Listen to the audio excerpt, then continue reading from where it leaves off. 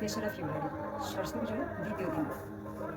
সেই হিসেবে মেডিকেল মাইন্ডসের সকল সদস্যকে সরস্বতী পুজো উপলক্ষে আবারও প্রীতি শুভেচ্ছা ও ভালোবাসা জানি যথাযোগ্য স্থানে। আগের ভিডিওতে যে বলেছিলাম যে ঠান্ডা লাগার ট্রিটমেন্ট দেখাবো বাড়িতে বসে কোনো ডাক্তারের সাহায্য না নিয়ে ওষুধপত্র না খেয়ে কোনো জায়গায় দৌড়াতে হবে না, আপনার হাতের কাছেই হাতের মুঠোর মধ্যেই ছিল সেই ট্রিটমেন্টেই দেখাবো।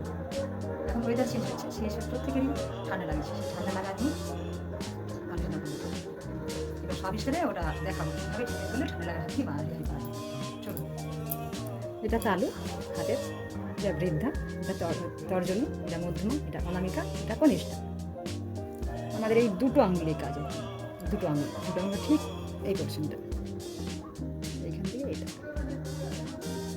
ঠিক আছে? ঠিক এরকমভাবে প্রেস করতে হবে, এটা 30 বার, এটা 30 বার, এরকম করে যদি আমরা সারাদিনে 3 বার ট্রিটমেন্ট করি, এটা ঠান্ডা লাগা অনায়াসেই কমে যাবে।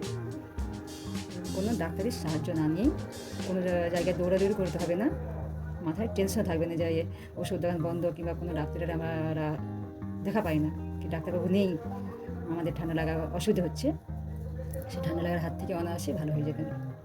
ঠিক, ধন্যবাদ। ব্যাকগ্রাউন্ড নয়েজটাকে একটু অ্যাভয়েড করে চলবেন। ধন্যবাদ, বাই। আবার পরের ভিডিওতে দেখা হচ্ছে।